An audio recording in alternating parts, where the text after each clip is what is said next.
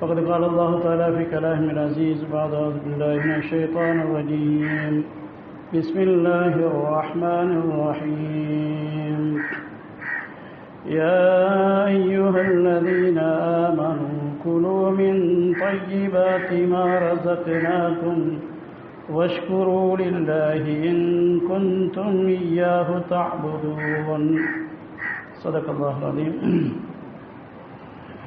எல்லா புகழும் புகழ்ச்சியும் ஏகவல்ல நாயன் அல்லாஹ் ஒருவனுக்கே சொந்தமாகும். ஸலவாத்தும் சலாமும் அகில உலகத்துக்கும் அருட்கொடையாக வந்தளித்த அருமை நபி முஹம்மது முஸ்தபா ஸல்லல்லாஹு அலைஹி வஸல்லம் அவர்கள் மீதிலும் அவர்களது வாழ்க்கை வழிமுறைகளை முழுமையாக பின்பற்றி வாழ்ந்த அன்னாரது அருமை தோழர்கள் அவர்களை தொடர்ந்து வந்த அனைத்து அல்லாஹ்வின் நல்லடியார்கள் மீதிலும் உண்டாவதாக. உடைய ஜும்மாவுடைய கடமையை நிறைவேற்றுவதற்காக வேண்டி அல்லாஹுடைய இல்லத்தில் வந்து அமர்ந்திருக்கும் அல்லாஹின் நல்லடியார்களே, வாழ்க்கையின் எல்லா கட்டங்களிலும் வல்லநாயன் அல்லாஹுடைய ஏவல்களை எடுத்து நடந்து கொள்ளும்படியும் விலக்கல்களை முற்றுமுழுதாக தவிந்து கொள்ளுமாறும் முதலில் எனக்கும் அடுத்ததாக உங்களுக்கு நாம் உபதேசம் செய்து கொள்கின்றேன். அருமை சகோதரர்களே, அல்லாஹ்வின் நல்லடியார்களே, உலகத்துடைய வாழ்க்கை ஒரு முக்கியமான பிரதான ஒரு சந்தர்ப்பமாக அல்லாஹ் எங்களை தந்திருக்கின்றான். இதை வாழ்ந்து முடித்து விடுகின்ற ஒரு கட்டம் அல்ல, இதை வாழ்க்கையை அமைத்து ஒப்படைக்க வேண்டிய ஒரு பொறுப்பு. எங்களுடைய வாழ்க்கை முடிந்து விட்டது என்று முற்றுப்புள்ளி வைக்க முடியாது. இந்த வாழ்க்கை அல்லாஹ் தந்திருக்கிறான், அவனிடம் இது ஒப்படைக்கப்பட வேண்டும். எப்படி ஒரு கட்டிடத்தை பொருட்படுத்த ஒருவர் கெடுக்கிறார், அவருக்கு எப்படி கட்டணம் என்று சொல்லித்தான் கொடுத்திருப்பார்கள். எப்படின்னா நான் கட்டணம் கொடுக்குறலையே, இந்த கட்டிடம் எப்படி கட்டணம், அதோடைய மெப்போட அதோட எல்லா அம்சங்களும் சொல்லித்தான் கொடுத்திருப்பார்கள். இதில் கதவு கூட எப்படி போடணும், ஜன்னல் கூட எப்படி போடணும், டிசைன் எப்படி வைக்கணும். அவர் இந்த கட்டிடம் ஒப்படைக்க வேண்டும் என்ற உணர்வோடு கட்டுவார்.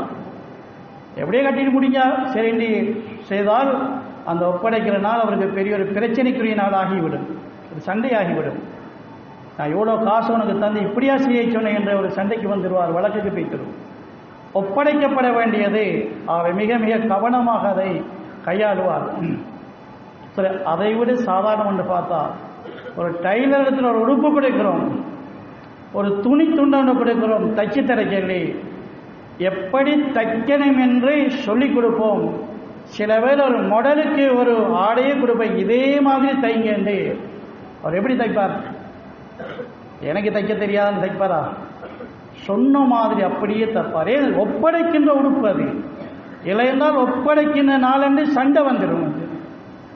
சாதாரண ஒரு துணியை, சாதாரண ஒரு கட்டிடத்தை ஒப்படைப்பதற்காக தரப்பட்ட ஒன்று, அதை நாம் அமைக்கின்ற பொழுது ஒப்படைக்கணும் என்ற உணர்வோடு செய்கின்றோம். அதில் முன்பின்னானால் எவ்வளோ பிரச்சனை இருக்கும். சரி, முழு வாழ்க்கையும் இந்த பிரமாண்டமான உலகத்துடன் இணைந்த சம்பந்தப்பட்ட தொடர்பான இந்த வாழ்க்கை இது ஒப்படைக்கின்ற ஒன்று.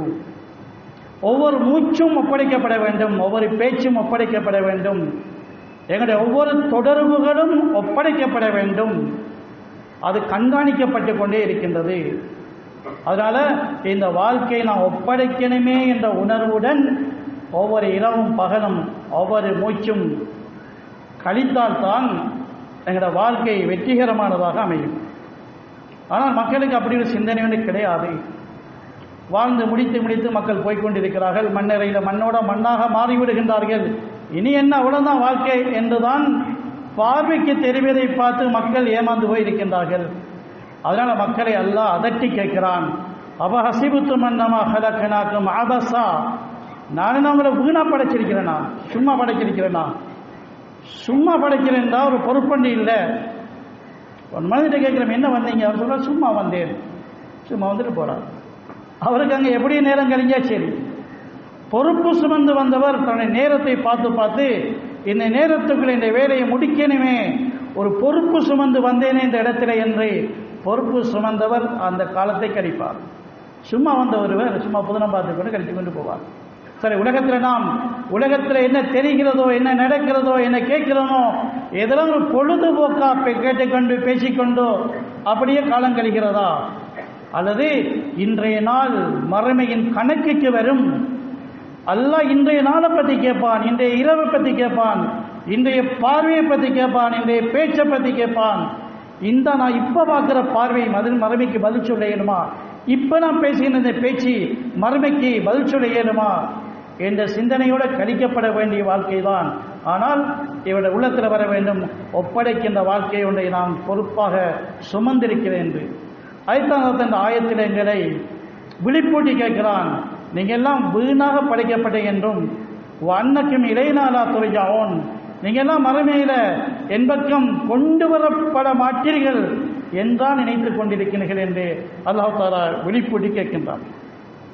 எனவே சரி, ஒப்படைக்கின்ற ஒன்று அது எப்படி அமைக்கப்பட வேண்டும், எங்களுக்கு அதை தந்தவர் எப்படி சொன்னாரோ வழிகாட்டினாரோ அதையுமா செய்யப்பட வேண்டும்.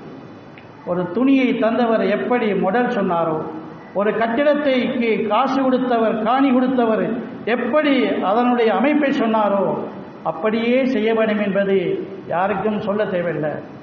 வாழ்க்கை தந்த அல்லாஹ் இந்த வாழ்க்கைக்குரிய அஸ்பாபுகளை ஆதாரங்களை அமைத்து தந்த அல்லாஹ் அவன் எங்களுக்கு சொல்லி இருக்கின்றது, நீங்கள் உங்களுடைய ரசூலுடைய முன்மாதிரியை பார்த்து அதை போல வாழுங்கள். உங்களுக்கு ஒரு வாழ்க்கையுடைய மாடல் காட்டப்பட்டிருக்கின்றது, அந்த வாழ்க்கையை மாதிரி வாழுங்கள் என்று அல்லாஹ் சுருக்கமாக சொல்லியிருக்கிறான்.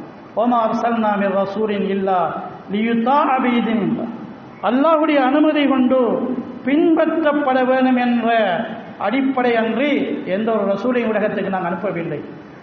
ஆரம்பத்திலிருந்து முதலாவது ரசூலாக வந்த நூஹ் அலைஹிஸ்ஸலாத்திலிருந்து இறுதி நபி முஹம்மது ஸல்லல்லாஹு அலைஹி வஸல்லம் அவர்கள் வரையில் எத்தனை ரசூல்மார்கள் எல்லாம் உலகத்துக்கு அனுப்பினார்களோ அவர்களெல்லாம் அந்தந்த காலத்து மக்களுடைய வாழ்க்கையின் முன்மாதிரி. அந்த ரசூல்மார்கள் எல்லாம் ஒரு வாழ்க்கையை கொண்டு வந்தார்கள், வாழ்க்கை கொண்டு வந்தார்கள். அந்த வாழ்க்கையை பார்த்து வாழுங்கள், வாழ்க்கையை பார்த்து வாழுங்கள். வன்னஹாதா ஸிராத்தி முஸ்தகீமா, நான் போகின்ற பாதை அதுதான் நேரான பாதை, ஃபத்தபியூஹு, இதிலேயே வாருங்கள் என்று நபியை நீங்கள் சொல்லுங்கள் என்று ஒப்படைக்கின்ற வாழ்க்கை அமைப்பதற்குரிய முன்மாதிரி முஹம்மது ஸல்லல்லாஹு அலைஹி வஸல்லம் அவருடைய முன்மாதிரி என்பதை அல்லாஹ் தஆலா எங்களுக்கு முடிவாக தந்திருக்கின்றார். சில இந்த வாழ்க்கையில் அடிப்படையான 5 விடயங்கள் பின்பற்றப்படுவதற்கு அதை அடிப்படையாக அதை விளங்கிக் கொள்ள வேண்டும், அதை நாம் படிக்க வேண்டும். அதைத்தான் எங்களுக்கு தொகுத்து தரப்படுது. ஈமானுடைய விடயங்கள், இபாதத்துடைய விடயங்கள், முஆமலாத் என்ற கொடுக்கல் வாங்கல்கள், முஆஷராத் என்று சொல்லக்கூடிய சமூக வாழ்க்கை, அஹ்லாக் என்ற நற்பண்புகள். இந்த 5 தலைப்புகளில் நபிமாருடைய வாழ்க்கை அது ஒழுங்குபடுத்தப்பட்டிருக்கின்றது. எனவே ஒவ்வொருவரும் இந்த 5 தலைப்புகளில் நான் முஹம்மது ஸல்லல்லாஹு அலைஹி வஸல்லம் பின்பற்றுகின்றேனா, அல்லது உலகம் போகிற போக்கில் அல்லது மனம் போகிற போக்கில் இதை வாழ்ந்து கொண்டு போகிறேனா? இல்லை, மனம் போகிற போக்கில் வாழ்ந்தால், உலகம் போகிற போக்கில் வாழ்ந்தால் அது அல்லாஹ்விடத்தில் ரிஜெக்ட் பண்ணப்பட்டு விடும், அதை ஏற்றுக்கொள்ளப்பட மாட்டாது. அல்லாஹ்விடத்தில் ஏற்றுக்கொள்ளப்பட வேண்டும் என்றால் இன்ன தீன இன்தல்லாஹில் இஸ்லாம், இஸ்லாம் என்ற வரையறைக்குள் அமைஞ்ச அந்த வாழ்க்கையை மட்டும்தான் அல்லாஹ் தஆலா ஏற்றுக்கொள்வான். வமன் யப்தகி கைரல் இஸ்லாமி தீனன் ஃபலன் யுக்பல மின்ஹு, தீனுல் இஸ்லாத்துக்கு அப்பால யாராவது வாழ்க்கை பாதையை முடிவு செய்தால் அல்லாஹ்விடத்தில் அதை ஏற்றுக்கொள்ளப்படவே மாட்டாது. எனவே தன்னுடைய வாழ்க்கையை தன்னுடைய பெயரை முஸ்லீமாக ஆக்கிக் கொள்வது மட்டும் போதாது, தன்னுடைய வாழ்க்கையை இஸ்லாமாக ஆக்கிக் கொள்வது ஒவ்வொருவருடைய பொறுப்பாக இருக்குது. ஏன்? அப்போதான் அது அல்லாஹ்விடத்தில் கபூலாகக்கூடியதாக இருந்து கொண்டிருக்கின்றது. அல்லாஹ் தஆலா இந்த அடிப்படையில் தன்னுடைய வாழ்க்கையை முஹம்மது ஸல்லல்லாஹு அலைஹி வஸல்லம் முன்மாதிரிக்கு ஒத்ததாக அமைத்துக் கொண்ட மக்களை அல்லாஹ் உலகத்தில் கபூல் செய்து பொருந்திக் கொண்டு முன்மாதிரியாக அந்த சமுதாயத்தை அல்லாஹ் அறிமுகப்படுத்துகின்றார். அந்த மனிதர்கள் எப்படி தங்களை வாழ்க்கையை அமைத்துக் கொண்டார்கள், இந்த 5 தலைப்புகளில் அவர்களுடைய வாழ்க்கை எப்படி முழுமையாக்கப்பட்டது என்ற உதாரணங்களை எங்களுக்கு எல்லாம் சொல்லி காட்டுகிறார். அவர்கள்தான் பூர்த்தியான மனிதர்கள். ரிஜாலுன், அவர்கள்தான் குறையில்லாத நிறைவான மனிதர்கள் என்றெல்லாம் அறிமுகப்படுத்துகிறார். அப்படி என்றால் மனிதர்களில் நிறைவான பூர்த்தியான அல்லாஹ் ஏற்றுக்கொண்ட மனிதர்கள் எங்கே இருப்பார்கள்? காபத்துல்லாக்கள் இருப்பார்களா, ஹரத்தில் இருப்பார்களா, பள்ளிகளில் இருப்பார்களா, எங்கே இருப்பார்கள்? உலகத்தையே துறந்து மறந்து அப்படி எங்கேயாவது இருப்பார்களா என்ன யோசிக்கலாம். அப்பதானே நாங்கள் அந்த அடிப்படையில் நாங்கள் வாழ்க்கையை சுத்தமாக வைத்துக் கொள்ளலாம் என்று அல்ல. அல்லாஹ் சொல்கிறான், அவர்கள் சிலர் எல்லா இடத்தையும் இருப்பார்கள், ஒரு இடத்தை அல்லாஹ் காட்டுகிறான், அவர்கள் பஸாரில் இருக்கிறார்கள். அதில் சிலர் பஸாரில் இருக்கிறார்கள், பல இடங்களில் இருப்பார்கள். அதில் பஸாரில் இருக்கிற கூட்டத்தை எல்லாம் சொல்கிறான். எப்படி இருக்கிறார்கள் தெரியுமா? ரிஜாலுன் லா துல்கீஹிம் திஜாரத்துன் வலா பைஉன் அன் ஸிக்ரில்லாஹ் வ இகாமிஸ் ஸலாஹ் வ ஈதாஇஸ் ஸகாத். இவர்கள் அந்த அடிப்படையில் தங்கள் வாழ்க்கையை அமைத்துக் கொண்ட முழுமையான மனிதர்கள். அல்லாஹ் அவர்களை கபூல் செய்திருக்கிறான். அவர்கள் தொழிலோடு இருக்கின்றார்கள், உலகத்தின் தொடர்போடு இருக்கின்றார்கள், கொடுக்கல் வாங்கல் வியாபாரம் செய்கின்றார்கள். ஆனால் அவர்கள் அதில் அல்லாஹ்வை மறக்கவில்லை. தொழில் செய்வது தடையல்ல, தொழிலில் முன்னேறுவது தடையல்ல. தடை என்ன தெரியுமா? அல்லாஹ்வை மறந்து அதில் வைத்திடக்கூடாது. அவர்கள் அல்லாஹ்வை மறக்கவில்லை. தொழுகையிலே அவர்கள் அலட்சியம் செய்யவில்லை. தொழிலில் முழுமையாக இறங்கினதுனால தொழுகையை மறந்து போகவில்லை. தொழுவார்கள் என்று அல்லாஹ் சொல்லவில்லை. இகாமிஸ் ஸலாஹ், தொழுகையை முறையாக நிறைவேற்றுவார்கள். தொழுகையை அதுக்குரிய முறைப்படி உரிய நேரத்தில் உரிய முறைப்படி அல்லாஹ்வுடைய அச்சத்துடன் அல்லாஹ்வுடைய நினைவுடன் அந்த தொழுகையை நிறைவேற்றுவார்கள். அடுத்தது வைதாய் ஜக்கா, அவர் பொருளாதாரத்தில் அவர்கள் முன்னேறிக் கொண்டு போனோம் என்ற தொடரில் வியாபாரத்தில் ஈடுபட்டாலும் ஜக்காத்தில் கணக்கிட மாட்டார்கள். ஜக்காத்தை கணக்கு பார்த்து கொடுப்பார்கள். அது கணக்கு கொடுக்குற வேலை அல்ல, கணக்கு பார்க்குற வேலை. ஏதோ பரக்கத்துக்கு சரி எவ்வளோ கொடுப்போம், ஒரு 10 லட்சத்தை கொடுப்போமா, அப்படி கொடுக்குற வேலையில் ஜக்காத் கணக்கு பார்த்து கொடுக்கணும். கணக்கு ஓடாட்டி கணக்கு தெரிஞ்ச ஒரு ஆளை வச்சு கணக்கு பார்க்கணும். ஏன் தெரியுமா? ஜக்காத்தில் ஒரு மனிதர் குறைவு செய்தால் அது அவருக்கு கபரில் ஒரு பாம்பாக வரும், வழுக்கை தலை பாம்பாக, விஷப்பாம்பாக கபருக்கு வரும் என்று ஹதீஸிலே சொல்லப்பட்டிருக்கின்றது. அதில் என்ன நுணுக்கம் விளங்குது என்ன தெரியுமா? ஜக்காத் கொடுப்பது எப்படின்னா பாம்பை அடிப்பது மாதிரி. ஒரு சொல்லுகிறார், பாம்பு வந்துச்சு அடிச்சேன், அடி அடின்னு அடிச்சேன், இல்லைன்னு அடி, அப்படி அடி, செத்திருக்கும். எப்பங்க செத்துட்டா சாகல ஓடிட்டேன்னு சொல்றார். ஓடினாலும் பரவாயில்ல, அடிக்காச்சு தானே என்ன சொல்வார்? மடத்தனமான வேலை செஞ்சவார்த்தா, எங்க ஓடிட்டு எங்கே தெரியாது. சொல்ல நாய்க்கு அடிக்கிறது சாகும் வரையில் அடிக்கிறல்ல, ஓடும் வரையில் அடிக்கிறது. சும்மா கல்லறை எறிஞ்சா ஓடிச்சு, அதை வைத்து வந்து ஒரு மிருகம் வந்துச்சு அடிக்கணும் ஓடிச்சு. ஆனால் பாம்பு ஓடும் வரையில் அடிக்கிறதில்ல, சாகும் வரையில் அடிக்கிறது. அது சாகனம், இல்லாட்டி அதை இங்கே பள்ளி வாங்குவதற்கு காத்து கொண்டிருக்கும். ஜகாத் அதுதான். ₹1 கூட மிச்சம் இல்லாமலுக்கு கணக்கு பார்த்து கொடுக்கணும். நீங்க ₹1 கோடி ஜகாத் கொடுத்தாலும் அது ₹1000 மிஸ் ஆகிட்டு, அந்த ₹1 கோடி ஜகாத் கொடுத்தாலும் அந்த ₹1000 பாம்பு கபருக்கு வரும். அவர் நாட்டிலேயே பெரிய ஒரு தொகை ஜகாத் கொடுத்த மனுஷனாக இருக்கலாம், அவர் கணக்கு பார்த்து கொடுக்கலையே. அதனால அவருடைய ₹1000 அவருடைய கபருக்கு பாம்பாக வந்தே தீரும், அது எந்த சந்தேகமே கிடையாது. அதனால வலிச்சு துடைச்சி ஜகாத் என்பது என்ன தெரியுமா?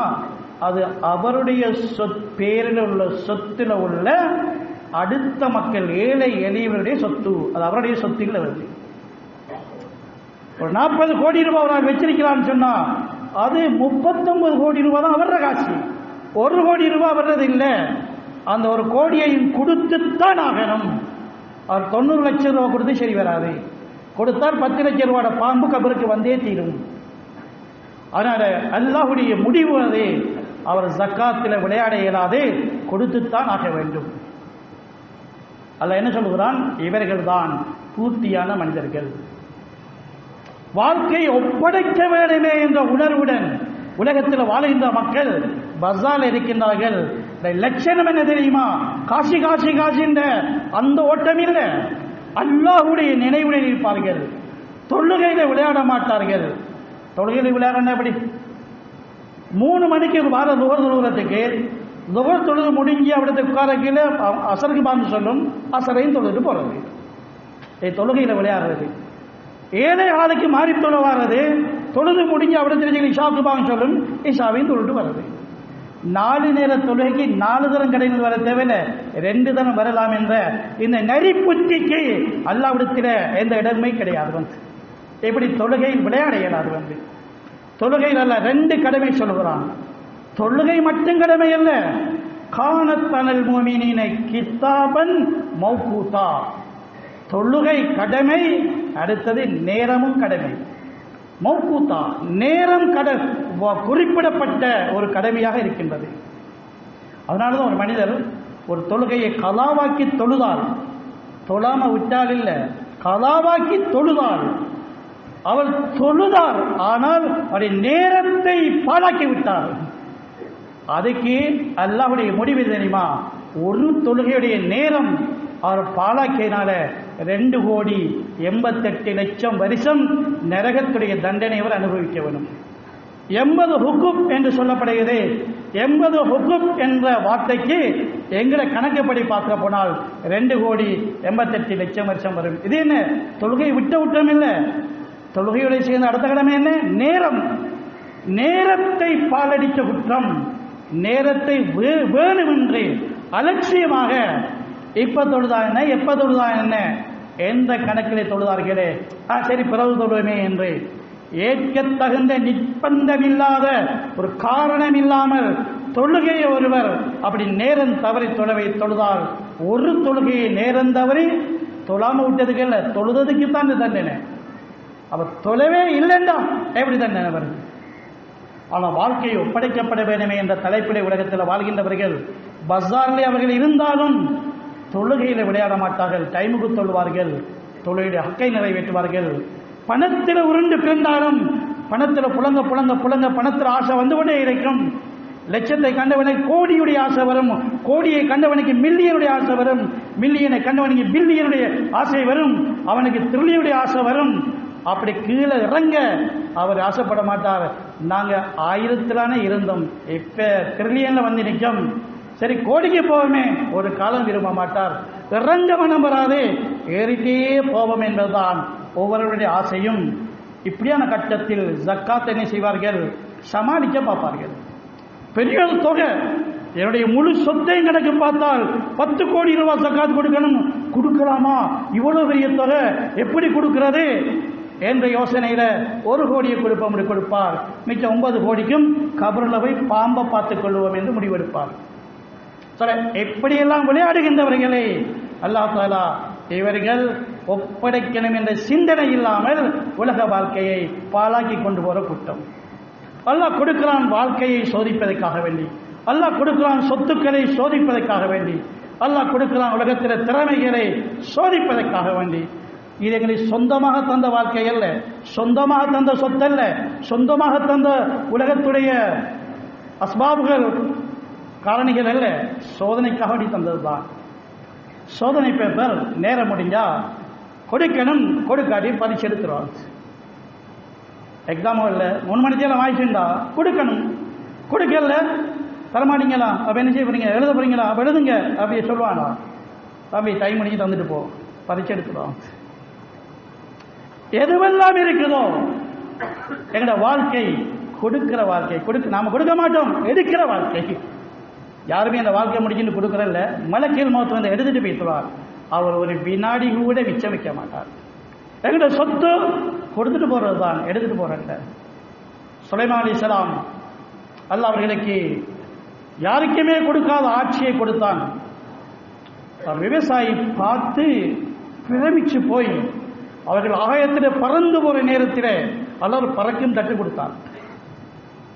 இப்ப உலகத்திலேயே மக்கள் பிரமித்து போகக்கூடிய அளவுக்கு விமானங்கள் இருக்குதானே, பிரமாண்டமான விமானங்கள், அதை எல்லாத்தையுமே தோற்கடித்து போகின்ற ஒரு விமானம் தான் சுலைமான் அலைஹிஸ்ஸலாத்துக்கெல்லாம் கொடுத்தது.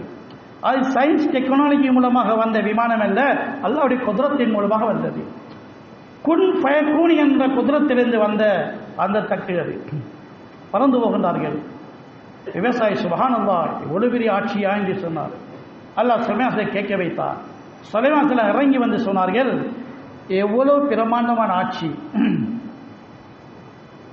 ஒரு நாட்டுடைய மன்னருக்கு அந்த நாட்டில் சிலருடைய பாஷை தான் தெரியும், மற்றவருடைய பாஷைக்கு தர்ஜுமா செய்யணும், டிரான்ஸ்லேஷன் பண்ணணும். சுலைமான் அலைஹிஸ்ஸலாத்துக்கு மனிதர்களுடைய பாஷை அல்ல, பறவைகளுடைய பாஷையும் அவங்களுக்கு தெரியும். எப்படி தெரியும்? உல்லிம்னா மந்திகத் தய்ர். நாங்கள் சுலைமானுக்கு பறவைகள் பேசுவதையும் கற்றுக் கொடுத்திருந்தோம். பறவை என்ன பாஷையில பேசும்? என்ன பாஷையில பேசும்? அதுல பாஷையில பேசும். என்ன பாஷை? நாங்க எங்களுக்காக சொல்லுவோம், காகம் கத்துது, கிளி கத்துது, கோழி கத்துது, எல்லாம் கத்துது. ஏனென்றா எங்களுக்கு அந்த பாஷை தெரியாதனால எல்லாம் கத்துதுன்னு சொல்லுவோம். ஆனா சுலைமான் அலைஹிஸ்ஸலாத்துக்கு இந்த கிளி என்ன பேசியது, குது என்ன பேசியது, குர்ஆனி வசனங்கள் வருதுதானே, குது பேசியது எப்படி பேசியிருக்கும்? அது பாஷையிலே பேசியிருக்கும். சுலைமான் அலைஹிஸ்ஸலாம் பறவைகளின் பாஷை. எறும்பு பேசியது சுலைமான் விளங்கியது. எறும்புடன் நடந்த உரையாடலை குர்ஆன் சொல்லுகிறது. குது என்ற பறவையுடன் நடந்த உரையாடலை குர்ஆன் சொல்லுகிறது. அப்படி சுலைமான் அலைஹிஸ்ஸலாம் அந்த பாஷையெல்லாம் படிப்பிச்சார். இவ்வளவு பெரிய ஆட்சி. சுலைமான் அலைஹிஸ்ஸலாம் வந்து லேசா சிம்பிளா சொல்லிட்டு போனாங்க. அந்த விவசாயியை பார்த்து, இவ்வளவு பிரமாண்டமான ஆட்சி நீ சொல்லுகிறாயே, எது தற்காலிகமானதுதான், அல்லாஹ் தந்துட்டான், எடுத்துருவான். இது அல்லாஹ் தந்தது, தந்து பார்த்தது எப்படின்னு சொல்லி. எப்படின்னா, நான் வாகனம் லைசன்ஸ் எடுக்க போகிறோம், அங்க ட்ரையல் காட்ட வேண்டும், ஓடி காட்ட வேண்டும். யாரோ ஒருவருடைய ஒரு வாகனம் உண்டு, பல கோடி ரூபாய் பெறுமதியான வாகனம் உண்டு, ஓடி காட்டுக்கு தரப்பட்டுச்சு. அது ஓடி காட்டுகிறோம், வாகனம் பெறுமதி என்று அதுல கவனம் போறையா? அதை சட்டப்படி ஓடி காட்டணுமே, நீ சட்டத்தை தான் கவனம் போறையா? அப்படி இருக்கு, இப்படி இருக்குது, சீட்டு இப்படி இருக்குது, பெருமதி எப்படி இருக்குது, எத்தனை ஓடி, அட எந்த கையில் எடுத்து செய்யும்? உண்ட கையில் இல்லை, கொடுத்து ஏறி முடிஞ்சா, ஓடி முடிஞ்சா கொடுத்துட்டு போறது. நீ வந்த நடையிலேயே போக வேண்டியதுதான். இதை காட்டுவதற்குத்தான், ஓடி காட்டுவதற்கு தரப்பட்ட வாகனம். உனக்கு எப்படி ஓட தெரியும்? சட்டம் தெரியுமா? வாகனத்தில் உட்கார தெரியுமா? வாகனம் ஸ்டார்ட் பண்ண தெரியுமா? நிப்பாட்ட தெரியுமா? அவ்வளவுதான் பார்க்குறது. சரி, உலகத்தில் வாழ தெரியுமா? உழைக்க தெரியுமா? கண்ணால பார்க்க தெரியுமா? வாயால பேச தெரியுமா? காதால கேட்க தெரியுமா? ஹராத்துக்கு முன்னால் உன்னை தடுத்துக் கொள்ள இயலுமா? அல்லாஹ்வுடைய கட்டளைக்கு முன்னால் வாழ்க்கையை மாற்றிக்கொள்ள இயலுமா? அவ்வளவுதான். கைக்குத்தான் நல்லா எவ்வளவு தந்திருக்கிறான் கையில். சிலருக்கு லட்சக்கணக்கில் கொடுத்துக்கிறான், சிலருக்கு கோடிக்கணக்கில் கொடுத்துக்கிறான், சிலருக்கு மில்லியன் கணக்கில் கொடுக்கிறான். ஒருத்தருக்கு சொந்தமாக கொடுக்கல. அல்லாஹ் இதை வச்சு வாழ்ந்து காட்டு பார்ப்போம். பெருமை அடித்து வாழுகிறாயா அல்லது அல்லாஹ்வுடைய சட்டங்களை நிறைவேற்றி வாழுகிறாயா? அவ்வளவுதான் பார்க்கிறது. நீங்க பெருமை அடிக்கிறது ஒன்றுமே இல்லை. எனக்கு இவ்வளவு இருக்குது, நான் இப்படி இருக்கிறேன் என்று உள்ளத்திலே நினைப்பது கொண்டுமே இல்லை. அல்லாஹ்வுடைய தந்திருக்கிறான் ஒன்றே ஒன்றுதான். நீ இதில் வாழ்ந்து காட்ட இயலுமா? வாழ்ந்து காட்டு. இந்த கடையில் நீ வாழ்ந்து காட்டு, இந்த அதிகாரத்தில் நீ வாழ்ந்து காட்டு, இந்த சொத்துடன் நீ வாழ்ந்து காட்டு, இந்த செல்வத்தில் வாழ்ந்து காட்டு, இந்த ஏழ்மையில நீ வாழ்ந்து காட்டு, இந்த நோயில நீ வாழ்ந்து காட்டு, அடிமையாக நீ வாழ்ந்து காட்டு, உலகத்தின் மன்னனாக வாழ்ந்து காட்டு. சுலைமான் அலைஹிஸ்ஸலாம் உலகத்தின் மன்னனாக வாழ்ந்து காட்டினார்கள். ஹஸரத் பிலால் அடிமையாக வாழ்ந்து காட்டினார்கள். ஹஸரத் அபூ ஹுரைரா ஏழ்மையோட வாழ்ந்து காட்டினார்கள், பட்டினியோட வாழ்ந்து காட்டினார்கள். அல்லாஹ் அவர்களை உலகத்தில் உயர்த்தி காட்டினான். ஏன்? இவர்களெல்லாம் வாழ்க்கையை ஒப்படைக்க வேண்டும் என்ற உணர்வில் வாழ்ந்து ஒப்படைக்க தகுதியான ஒரு வாழ்க்கையை உருவாக்கி காட்டிவிட்டார்கள். ஏமாந்து போகவில்லை. கிடைச்ச உலகத்தின் செல்வங்களை பார்த்து ஏமாந்து விளைவில்லை, கிடைக்க இல்லையே என்ற ஏக்கத்திலையும் இல்லை. ஒரு கூட்டம் ஏமாந்து போய், எனக்குத்தான் அது கிடைச்சிருச்சு, இது கிடைச்சிருச்சு, நான் கண்ணியமா வாழுகிறேன், பெருமிதத்தோடு வாழ்கிறேன் என்று ஏமாந்தே பேசார்கள். கையில தற்காலிகமா தந்ததை கலண்டே வைத்திருந்த எண்ணமே கிடையாது. ஹராத்திலிருந்து தப்பனுமே, பரிசுத்தமான சொத்தாக வைத்துக் கொள்ளணுமே, பரிசுத்தமான வியாபாரம் ஆக்கணுமே என்ற எண்ணமே கிடையாது. கிடைத்ததை வச்சு ஏமாந்தே வைத்தார்கள். என்ன கூட்டம் கிடைக்கல ஏக்கத்திலேயே வாழ்க்கையை நாசமாக்கி போட்டார்கள். அடே கிடைச்சி என்ன, கிடைச்சதை கொண்டு வாழ்க்கையாளே அது ரெடி இல்லை, அவனுக்கு கிடைச்சது இவனுக்கு கிடைச்சது என்று கிடைச்ச கூட்டம் கிடைச்சது என்ற பெருமையோட ஏமாந்து வாழ்க்கையை நாசமாக்கி போட்டார்கள். கிடைக்காத கூட்டம் கிடைக்கலையே என்ற ஏக்கத்தோட வாழ்க்கையை நாசமாகி போட்டான். 2 பேரும் வாழ்க்கையை நாசமாகி போட்டார்கள். ஏன்? வாழ்க்கையின் அடிப்படை விளங்கல. என்ன அடிப்படை? ஒப்படைக்க வேண்டிய வாழ்க்கை என்ற தலைக்குள்ள இல்லாதனால இவர்கள் கிடைச்சவனும் வாழ்க்கையை நாசமாக்கி போட்டான், கிடைக்காதவனும் நாசமாக்கி போட்டான். அவன் ஏமாந்து நாசமா போய்த்தான், இவன் ஏக்கத்திலிருந்து நாசமா போய்த்தான். எனவே சரி, அதான் அல்லாஹ் தஆலா காட்டுகிறான். இங்கே பாருங்கள், சஹாபாக்களை செல்வந்தர்களும் வாழ்ந்தார்கள், செல்வாக்குடன் வாழ்ந்தார்கள், ஏழைகளும் வாழ்ந்தார்கள், பரம ஏழையும் இருந்தார், அடிமை இருந்தார்கள். எல்லாருமே இந்த தலைப்புல வாழ்ந்தார்கள். ஒப்படைக்கின்ற வாழ்க்கை என்ற உணர்வுடன் வாழ்ந்தார்கள். எல்லாருடைய வாழ்க்கையை அல்லாஹ் தஆலா கபூல் செய்து கொண்டார். பட்டினியுடையும் வாழ்ந்தார்கள், பெரும் செல்வத்துடையும் வாழ்ந்தார்கள். ஆனால் எல்லோருடைய உள்ளத்திலையும் உள்ளது என்ன தெரியுமா? இதையெல்லாம் தற்காலிகமாக பெறப்பட்டது அல்லாஹ் தந்துவிட்டு ஃபனாதிரும் கைபத்த அமலுன், இது என்ன செய்றீங்கன்னு எல்லாம் பார்த்து கொண்டு இருக்கிறார். என்ன செய்றீங்க?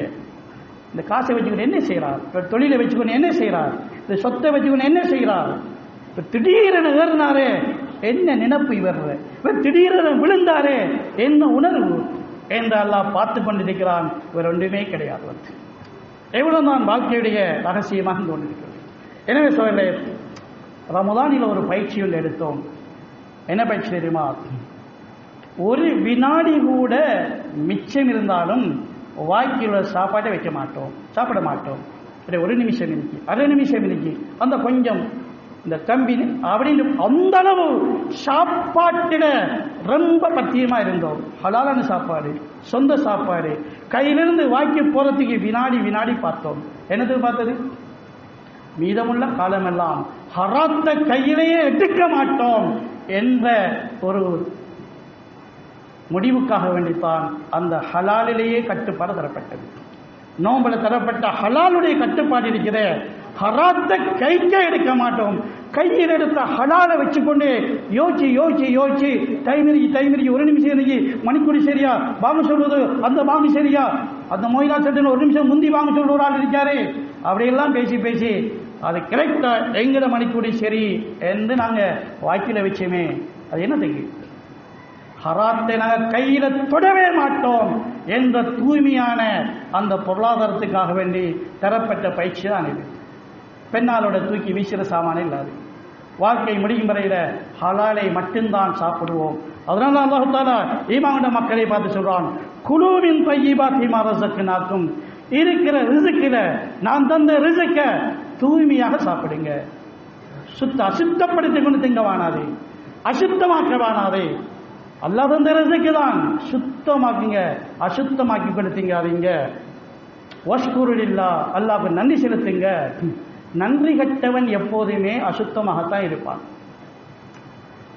அல்லாஹ் தந்த சொத்து இருக்கிறதே, அல்லாஹ் தந்தது என்ற நன்றி இருந்தா அசுத்தமா இருக்கும். இல்லை எந்தது நான் என்ற பெருமை இருந்தால் அசுத்தமா இருக்க மாட்டாது. எத்தனை பேர் வாக்கியதை பார்ப்போம், பல கோடி ரூபாய் கையில காசை வச்சு கொண்டு, இல்லை பல கோடி ரூபாய் தெரியாது, அது பல மில்லியன் ஆக்கணும் என்று மிச்சமுள்ளத அவர்கிட்ட 50 கோடி ரூபாய் இருக்குது, அவர் 80 கோடி ரூபாயோட ப்ராஜெக்ட் போட்டிருக்கிறார், 30 கோடி ரூபாய் வட்டிக்கு எடுத்து மொத்தத்தில் நஜீஸான வாழ்க்கையை வாழ்கின்றார். அப்படி 50 கோடி ரூபாய் இருக்குதானே வாழ, இல்லை 80 கோடி ரூபாய் ப்ராஜெக்ட் ஒன்று செஞ்சிருக்கிறேன், அதனால 30 கோடி ரூபாய் அதுக்கு தானே வட்டிக்கு எடுத்து அவர் இவ்வளவு காலமும் தன்னுடைய குடும்பத்துக்கு சோறு கறி கொடுத்தவர் இந்த இழந்து நெருப்பு கொடுத்து கொண்டிருக்கிறார். அவருடைய மனைவி மக்கள் நெருப்பத்தான் திங்குகின்றார்கள். அதனாலதான் சஹாபா பெண்கள் மிகவும் எச்சரிக்கையாக இருந்தார்கள். அந்த பெண்கள் சொன்னார்கள், கணவன் வீட்டை விட்டு வெளியாகி உழைக்கப் போகிறார். அந்த பெண்கள் கணவனை பார்த்து சொன்னார்கள், இத்தகையில்லாக ஃபீனா, எங்கள் விடயத்தில் அல்லாஹ்வை பயந்து கொள்ளுங்கள். லா துஅக்கில்னா இல்லா பில் ஹலால், திங்க கொண்டு வர ஹலாலை மட்டும் கொண்டு வந்துடுங்க, இந்த ஹராத்தை கொண்டு வந்துடாதீங்க. இன்னா நஸ்பிரு அலல் ஜூ, ஒன்றும் இல்லையா, நாங்கள் பசியோடு இன்றைய நாளை கழிப்போம், நாங்கள் பசிக்கு ரெடி. ஓலா நஸ்பிர் அலல் நார், நெருப்புக்கு நாங்கள் ரெடி இல்லை. மனைவி கொண்டு போகணுமே, பிள்ளைகளை கொண்டு போகணுமே, தரமாக கொண்டு போகணுமே, தரமான சாமான் கொண்டு போகணுமே, அதுக்காக வேண்டிய ஹராத்தை கொண்டு வந்துடாதீங்க. அது காசு இல்லை, அது சாப்பாடு இல்லை, அது வாகனம் இல்லை, அது கட்டிடம் இல்லை, அது மாளிகை இல்லை, அது நெருப்பு என்பதை சஹாபாக்கள் பெண்கள் உணர்ந்தார்கள். பெண்களுடைய பொறுப்பாக இருந்தது கணவனுடைய தொழிலை கண்காணிப்பது. இவர் நெருப்பு கொண்டு வராரா அல்லது எங்களுக்கு சொத்து கொண்டு வராரா? பெண்ணாலைக்கு எடுத்தது உடுப்பா நெருப்பா? பெண்ணாலைக்கு சாப்பிட்டது நெருப்பா நெருப்பா சாப்பாடா? ஓடித்திருக்கின்ற வாகனம் நெருப்பா வாகனமா? வாகனம் போல தெரியலாம், ஆனால் நெருப்பா இருக்கும். நெருப்புல பயணம் செய்தால் நீங்கள் போய் அடைகின்ற கபரும் நெருப்புடைய வீடுதானே. நீ நெருப்புலான பயணம் செய்யுங்க. உலகத்தில் நெருப்பு விளங்காது. ஏன்? உலகத்தின் மாயை திரை தடுத்து கொண்டிருக்கும். திங்கிறது நெருப்பு தான், உலகத்தில் தெரியாது. ஓடுற வாகனம் நெருப்புத்தான், உலகம் காட்டாது. உடுத்த உடுப்பு நெருப்புத்தான், உலகம் காட்டாது. எப்ப காட்டும்? உலகத்தின் மாயத்திரை எந்த சக்கராத்தில் அகலமோ அன்றைக்கு தெரியும் நீ ஓடின வாகனம் நெருப்புத்தான், நீ தின்ற சாப்பாடு நெருப்புத்தான், உடுத்த உடுப்பு நெருப்புத்தான், கட்டின வீடு நெருப்புத்தான். அதனால உடைய மண்ணறையும் நெருப்புத்தான். மண்ணறையில எந்த ஒரு மையத்தும் வாழ்வது கிடையாது. பார்க்கிற எங்களுக்கு தான் மண்ணறை, போனால் யாருக்குமே மண்ணறை இல்லை. யாருமே மையத்தாகி மண்ணறைக்கு போவது கிடையாது. கொண்டு போறாங்க தான் மண்ணறை கொண்டு போவார்கள். கொண்டு போகப்பட்டவர்கள் யாருமே மண்ணறையில் இல்லை.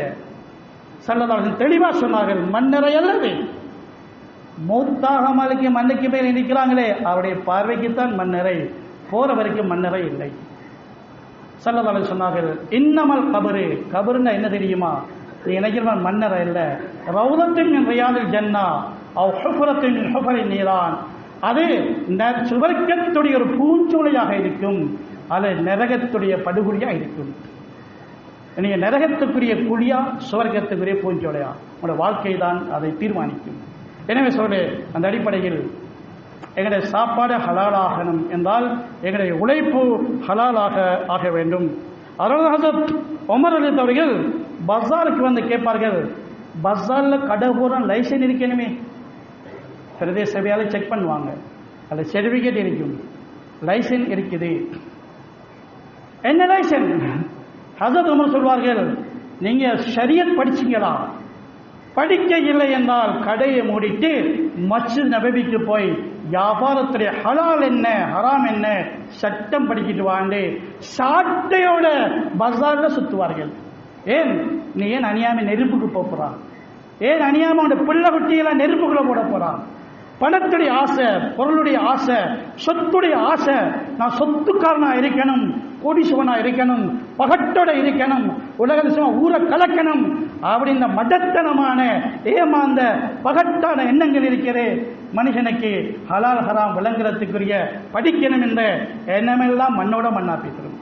அப்படி மனுஷன் ஏமாந்து விடக்கூடாது. ஒரு 40-50 வருஷத்துடைய இந்த பகட்டுக்காக வேண்டி கோடான கோடி வருடத்துடைய நெருப்பையா பகரமா வாங்க போறார். பாவம் தானே இந்த மனுஷன் மடத்தனத்தினால ஒரு 40 வருஷம் 30 வருஷம் ஒரு பகட்டும் ஒரு எடுப்பும் ஒரு கௌரவமும் அப்படி வரட்டு கௌரவம் என்று வாழ்ந்து முடிஞ்சது. முடிவென்ன? பல கோடான கோடி வருஷம் மில்லியன் கணக்கில் நெருப்பு மாளிகை அவருக்கு தயாராக இருக்கிறது. ஒரு மாளிகை, அந்த மாளிகையில் 70,000 அறைகள் இருக்கும், நெருப்பாலான அறைகள் இருக்கும். அது அவருக்கு வரவேற்பு கொடுக்கப்படும். கம்பளங்கள் விரிக்கப்பட்டிருக்கும். என்ன கம்பளம்? நெருப்பு கம்பளம் விரிக்கப்பட்டிருக்கேன்.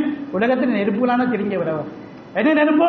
தன்னுடைய பொருளாதாரத்தை ஹராமாக்கி, உழைப்பை அவர் ஹராமாக்கியதுனால எல்லாத்தையுமே நெருப்பாக்கி விட்டார். அதனால உமரத்தவர்கள் சாட்டையோட போவார்கள், கேட்பார்கள், படிச்சியா தெரியுமா?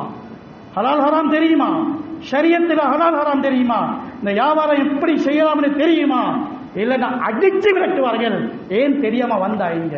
முதல் போய் அந்த போய் முஃப்தி சாப் உட்கார்ந்து கொண்டிருக்கிறார் மஸ்ஜித் நபவியில, அவர்கிட்ட போய் சட்டத்தை விளங்கிட்டு வா என்று பஸார்ல சட்டம் படிக்காமலுக்கு வந்து வியாபாரம் செய்கிற மக்களை ஹஸரத் உமர் அவர்கள் அடிச்சு விரட்டுவார்கள். ஏன் தெரியுமா? பாவ விநாசமா போய்த்திருவான். கோடிக்கணக்கில் சொத்து வந்திருந்தான், ஆனால் கோடான கோடி வருஷம் நெருப்பில் இருக்கணுமே, பாவமே இவன் ஷரியத்து விளங்காத மடையனாக வாழ்ந்து மறுமையில நாசமா பைத்து வாழ்ந்து இரக்கத்தோடு அடியடின்னு அடிச்சு அவனை அனுப்புவார்கள். ஷரியத்தை படிக்கிட்டு வந்து வாழ்க்கையை பொருளாதாரத்தை சுத்தமாக அமை என்பதாக சொல்லி அனுப்புவார். அதான் ரசூலுல்லாஹ் எச்சரிக்கை சொன்னார்கள். வியாபாரிகளை பற்றி சொல்லுகின்ற பொழுது ஏமாந்து போன வியாபாரிகள் இருக்கின்றார்கள், ஒப்படைக்கணும் என்ற உணர்வுடன் செய்கின்ற வியாபாரிகள் இருக்கிறார்கள். ரெண்டு பேரை பற்றியும் சொன்னார்கள். அத்துஜார் யுஹ்ஷருன யௌமல் கியாமத்தி ஃபுஜ்ஜாரன். இந்த வியாபாரிகள் எல்லாருமே மறுமையில படு பாவிகளாகத்தான் எழுப்பப்படுவார்கள். வியாபாரத்தை இறங்கினாலே தீன மறந்துடுறாங்க. அவங்களை ஷரியத்து விளங்குதில்லை, ஹராம் விளங்குதில்லை. தன்னுடைய வேலைக்காரர்களுக்கு ஹராத்தை ஏவுகின்றார்கள். எப்படி செய்ய அப்படி செய்யன்னு சொல்லி அவன் என்ன செய்வான், சம்பளத்துக்கு நிற்கிறேன் என்ன செய்கிற முதலாளி எப்படி செய்கிறாரேன்னு சொல்லி. அதனால ஸல்லல்லாஹு சொன்னார்கள், இந்த வியாபாரிகள் எல்லாருமே பட்டுப்பாவிகள் சொல்லிவிட்டு என்றாலும் இல்லாமன் பர்ரவ சதக. ஆனால் கொஞ்சம் பேரை தவிர கொஞ்சம் பேர் இருக்கிறாங்க உண்மையும் நேர்மையும் உள்ளவர்கள். அவர்களை தவிர உள்ள மற்ற எல்லாருமே மார்க்கம் விளங்காமலுக்கு காசு மட்டும்தான் இலக்காக கொண்டு வியாபாரம் செய்கிறாங்களே, இவர்கள் எல்லாம் படு பாவிகள் என்பதாக சொன்னார்கள். வியாபாரம் ஒப்படைக்கப்பட வேண்டியது மறுமையில் அல்லாஹ்விடத்தில். சாமான் எப்படி வாங்கினது, எப்படி விற்றது எல்லாமே ஒப்படைக்கணும் என்ற நிலையில வியாபாரம் செய்தவர்களை புகழ்ந்து சொன்னார்கள். அத்தாஜுரு சதூக்குல் அமீன் ம நபீனோ சித்திகனோ ஷஹதோ சாலிஹீன். உண்மையான வியாபாரிகள், நேர்மையான வியாபாரிகள் அப்படி உள்ளத்தில் இருக்கிறதே. வியாபாரம் மறுமையில் அல்லாஹ்வுக்கு கணக்கு கொடுக்கணும். இதில் நாம் கணக்குட்டோம் என்றால் மாட்டிக்கொள்வோம் மறுமையில எந்த நிலையில் உள்ளவர்கள் எல்லாம் கண்ணியப்படுத்தி அவர்களை நபிமார்கள், சித்திகீங்கள், சுஹதாக்களுடன் அல்லாஹ் அவர்களை உட்கார வைக்கிறான், அவருக்கு இடம் அளிக்கிறான். எனவே சொல்லே, தொழில் என்பது எப்படியோ செய்துவிடலாம் என்பதல்ல. ஸல்லல்லாஹு சொன்ன தலபுல் ஹலாலி ஃபரீதத்தும் பாதல் ஃபராயில். இந்த 5 கடமைகள் இருக்கிற தொழுகை, நோன்பு, ஸகாத், ஹஜ்ஜி, அதுக்கு அடுத்த ஒரு பர்து தான் எங்களோட தொழிலில் ஹலாலை தேடுவது. ஹலாலை தேடுவது, காசை தேடுவதல்ல, ஹலாலை தேடுவது. ஹலாலாக ஆக்கிக் கொள்ள வேண்டும், ஹராம் வந்துடக்கூடாது. அதனால நுணுக்கமான முறையில் எங்களுடைய வியாபாரத்துடைய முன்னேற்றங்களையும் திட்டங்களையும் நாம் அமைத்துக் கொள்ள வேண்டும். அதனால ரசூலுல்லாஹி ஸல்லல்லாஹு அலைஹி வஸல்லம் சொன்னார்கள், அல்லாஹ் பரிசுத்தமானவன், இன்னல்லாஹ தய்யிபுன் லா யக்பலு இல்லா தய்யிபா. அல்லாஹ் பரிசுத்தமானவன், பரிசுத்தமானதை மட்டும்தான் அல்லாஹ் கபூல் செய்வன். வஇன்னல்லாஹ அமரல் முஃமினீன பிமா அமர பிஹில் முர்ஸலீன. அல்லாஹ் இந்த விடயத்தில் முஃமின்கள் ஒரு கட்டளை இட்டிருக்கிறான். அது என்ன கட்டளை தெரியுமா? ரசூல்மார்களுக்கு சொன்ன அதே கட்டளை. ரசூல்மார்களை பார்த்து அல்லாஹ் இந்த விடயத்தில் ஒரு கட்டளை போட்டிருக்கிறான். என்ன கட்டளை? ரசூல்மார்கள் யா அய்யுஹர் ரசூல் குலு மினத் தய்யிபாத்தி வஅமலு ஸாலிஹ். ரசூல்மார்களே, ரசூல்மார்களை விழித்து உலகத்தில் ஏமாந்தவர்களா, சொத்து என்று ஓடினவர்களா, காசு என்று மனசம் அவர்கள் ஏமாற்றத்தில் இல்லையே, அவர்களையே விழித்தல்ல சொல்றான். ஏ ரசூல்மார்களே, குலு மினத் தய்யிபாத், ஹலாலை சாப்பிடுங்கள், தய்யிபாத்தை சாப்பிடுங்கள். ஏன் தெரியுமா? வஅமலு ஸாலிஹா, சாலிஹான அமல் செய்ய வேண்டும். ஹராத்தை சாப்பிடுவதற்கு சாலிஹான அமல் செய்கின்ற எண்ணமே வராது. அதனால தான் பள்ளிகள் வெறிச்சோடி கிடப்பதையும் பஜார்கள் செழிப்பாக இருப்பதை காணுகிறோம். ஹராத்தில் உழைக்கிறவன் பள்ளியின் பக்கம் வரமாட்டான். ஹராத்தில் உழைப்பவர்கள் பள்ளிக்கு வந்த ஓடத்தான் பார்ப்பார்கள், பள்ளியில் வந்தாலும் மனம் லயிக்க மாட்டார். ஏன்? உடம்புக்குள்ள ஹராம் இருக்கிறே, அது உடாது. நல்லவன் சமயத்துக்கு உடாது. தொழுதாலும் அவசரமாக ஓடிடுவார். குர்ஆனை தூக்கினாலும் ஓதுறதுக்கு மனம் வராது. வெயில் செஞ்சாலும் அது படாது, வீட்டுப்படி பேசுறான். ஹராத்தை சாப்பிட்டால் அதிலிருந்தானே இரத்தம் வருகிறது, ஹராமான இரத்தம் ஓடுகிறது. இரத்தம் ஓடுவதனால வர உணர்வு இருக்கிறே, கெட்ட உணர்வு தான் வரும். ஷைத்தான் அந்த இரத்தத்துக்குள்ள ஓடிக்கொண்டிருக்கிறார். அவர்கள் பள்ளிகளில் இருக்க மாட்டார்கள், அமலில் இருக்க மாட்டார்கள். அமல் செஞ்சாலும் சாலிகான அமலாகது மாற மாட்டாது. எனவே தான் சுருக்கமாக சொல்கிறோம், தொழுகை கபூலாக வேண்டும் என்றால் தொழில் கபூலாக வேண்டும். யாருடைய தொழில் கபூலாகவில்லையோ நிச்சயமாக அவருடைய தொழுகையும் கபூலாக மாட்டாது. எப்படி தொழுகை கபூலாக வேண்டும்? இல்லைண்டா தொழுது என்ன பிரயோசனம்? தொழுகை கபூலாக வேணுமே. அப்படி என்றால் உங்களுடைய தொழில் கபூலாக வேண்டும். தொழில் கபூலாக இல்லை என்றால் தொழுவதில் அர்த்தம் இல்லை. ஏன்? அந்த தொழிலால் வந்த சாப்பாடு, அந்த சாப்பாட்டால் வந்த இரத்தம், அந்த இரத்த ஓட்டத்தினால் உருவாகின இந்த உடம்பு, அதால் செய்கின்ற அமல் அல்லாஹ்விடத்தில் கபூல் செய்யப்பட மாட்டாது. எனவே தொழிலை நாங்கள் அது ஹலாலான ஆக்கிக் கொள்ள வேண்டும்.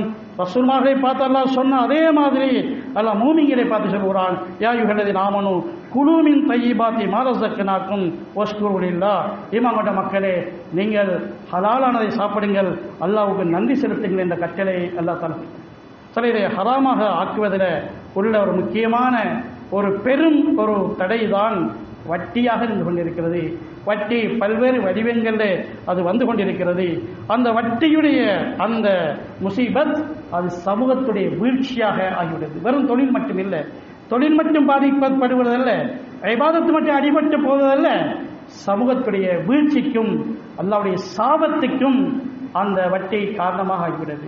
ரசூலுல்லாஹி ஸல்லல்லாஹு அலைஹி வஸல்லம் எச்சரிக்கை செய்தார்கள், இதா தபாயாத்தும் பில் ஐனா வஅகத்தும் பியத்னாபில் பக்கர் வரலீத்தும் பிஸ்ஸர வதரக்தும் ஜிஹாத் ஸல்லல்லாஹு அலைக்கும் ஸுல்லா. நீங்க எப்ப வட்டி கலந்த வியாபாரத்தை செய்து கொண்டும், வியாபாரத்தில் ஒவ்வொரு விதத்தில் வட்டிகள் வந்து கொண்டே இருக்கும். எத்தனையோ முறையான வியாபாரங்கள் வருகிறது. இது ஹலாலா ஹராமா வட்டியா என்று தெளிவாக நீங்கள் விசாரித்து அறிந்து கொள்ள வேண்டும். வட்டி கலக்கின்ற வியாபாரம் உலகத்தில் மிகப்பெரிய ஒரு திட்டம்தான் வியாபாரத்தை வட்டியாக மாற்றணும் என்ற யகூதிகளுடைய உலகளாவிய திட்டம். வட்டியில கை வச்சாமல் யாருமே வியாபாரத்தில் முன்னேற முடியாது என்ற ஒரு நிலைப்பாட்டை உண்டாக்க வேணும் என்பதே உலகையாவிய ஒரு திட்டம். இதை கண்மூடித்தனமாக யாரெல்லாம் உலகத்தில் பொருளாதாரத்தில் முன்னேறணும், குவிக் மணி கையில் கிடைக்கணும், நான் நாளைக்கு கோடீஸ்வரன் ஆகணும் என்று போறவனுக்கு இது ஒன்றுமே பட மாட்டாது. எங்க வழி இருக்கிறதோ அவர் ஹலால் ஹராம் பார்க்க மாட்டார், அவர் பேசிடுவார். ஏதோ சொன்னாக செல்வார்கள், வட்டி கலந்த வியாபாரத்தை செய்து கொண்டும் வகத்தும் எதனாபில் வக்கர், அடுத்த குற்றம் வியாபாரம் இல்லை, பட்டியில ஆடு மாடுகளுக்கு பின்னாலேயே அலைஞ்சு கொண்டும் ஒரு அனைத்தும் அவங்கள அறுவடையை பார்த்து சந்தோஷம், அவ்வளவுதான், வேற ஒன்றுமே இல்லை. விவசாயத்தில் நாங்கள் வாழ்க்கையில செழிப்பை காணுகிறார்கள், அவ்வளவுதான். இந்திரையே வாழ்க்கையை நோக்கமாக கொண்டு ஒத்தரக்தும் ஜிஹாத், அல்லாஹ்வுடைய தீனை ஹயாத்தாக வேணும், தீன்தாரியாக வேணும், குடும்பத்தில் தீன் வரணும், எங்களோட மஸ்ஜிதில் தீன் வரணும், எங்களோட சூழல் இதை பற்றி சிந்தனை இல்லாமலுக்கு உடைய நோக்கம் வியாபாரம், விவசாயம், ஆடு மாடு, இப்படி உங்களுடைய சமூக அமைப்பு மாறிவிட்டால் ஸல்லல்லாஹு அலைக்கும் ஸுல்லா, அல்லாஹ் உங்கள் மீது கேவலத்தை சாட்டி விடுவான். நீ என்னதான் பொருளாதாரத்தில் முன்னேறினாலும், என்னதான் வயல் வெட்டியில பெருசாக ஈடுபட்டாலும், என்னதான் ஆடு மாடுன்னு நீங்க முன்னேறினாலும் கேவலம் கேவலம் தான். கேவலத்தின் காரணிகளை அல்லாஹ் திறந்து விடுவான். அப்படி அஸ்பாபுகளை எல்லாம் உண்டாக்கி விடுவான். அப்படியான ஒரு சூழலை எல்லாம் உருவாக்கி விடுவான். கேவலம் தான் உங்களுக்கு. அந்த கேவலம் லா யன்சியு ஹத்தா தர்ஜூலா தீனிக்கும், மீண்டும் தீனின் பக்கம் நீங்க திரும்பி வரலண்டா நிரந்தர கேவலமா இருந்து கொண்டே இருக்கும். அல்லாஹ் தௌபா வச்சிருக்கிறான். தௌபா செய்யுங்க, திரும்புங்க, தீனின் பக்கம் வாங்க, விவசாயத்தோட தீன எடுங்க, வியாபாரத்தோட தீன எடுங்க, வட்டி இல்லாத சுத்தமான தொழிலாக ஆக்கிக் கொள்ளுங்க. அல்லாஹ் உடைய கேவலத்தின் போர்வையை கலட்டி உங்களை கண்ணியமாக வாழ வைப்பான். எனவே சகோதரர்களே, உலகத்திலே வாழ்க்கை எப்போ முடியும் என்று தெரியாது. வாழ வேண்டும் என்று போகின்ற வாலிபர் வாழ்க்கையை முடித்து விடுகின்றார். மூத்தாக மாட்டாரா என்று பெட்டில 2-3 வருஷமா படுத்துக் கொண்டிருக்கிறார். எப்படி வாழ்க்கையை முகத்தை யாருக்கு முடிவு செய்கிறது? மூத்தாக இல்லை, பெட்டிலே இருக்கிறார் படுத்த படுக்கையில 4 வருஷம் 5 வருஷமாக. வாழ வேண்டும் என்று ஓடி போகின்ற வாலிபன் எத்தனை வயசு? 19 வயசு அந்த எக்ஸிடென்ட்ல மௌத்து, 20 வயசு எக்ஸிடென்ட்ல மௌத்து, 30 வயசு படுத்தால் நேரம் இல்லை. மௌத்துக்கு ஒரு காரணமும் அடையாளமும் கிடையாது. திடீர் மௌத்து எனக்கேன் வராதே அந்த விட்டால் என்ன செய்வோம்? என்ன செய்யலாம்? முடிஞ்சு என்பதல்ல, முடிவில்லாத வாழ்க்கை ஆரம்பமாகுது. அந்த வாழ்க்கைக்கு ஒப்படைக்க வேண்டிய வாழ்க்கையின் நிலை என்ன என்பதை ஒவ்வொருவரும் சந்திக்க வேண்டும். என்னுடைய 40 வருஷம் ஒப்படைக்கலாமா? என்ன 30 வருஷம் ஒப்படைக்கலாமா? என்ன 60 வருஷம் ஒப்படைக்கலாமா? எவ்வளவு கபூலாக எவ்வளவு தூக்கி வீசப்படும் என்ற 40 வருஷ வாழ்க்கையில் 5 வருஷத்தை எல்லாம் தூக்கி வீசிவிட்டான் என்றால் அந்த 5 வீசப்பட்ட 5 வருஷத்தினுடைய முடிவு என்ன? நரக நெருப்புத்தான். உங்களுக்கு 15 வருஷம் கபூல் தானே, அந்த 5 வருஷம் நெருப்பை அனுபவித்து அதுக்கு பின்னால் வாங்க 15 வருஷம் சொர்க்கத்துக்கு. என்ன 40 வருஷத்துல 1 வருஷம் கேன்சர் அல்ல தூக்கி வீசிட்டான். அந்த 1 வருஷம் எங்க வீசும்? நரகத்துக்கு போயிருக்கும். அங்க 1 வருஷம் நரகத்தை அனுபவிச்சுட்டு அவர் வருஷத்துக்கு எத்தனை கோடியோ தெரியாது.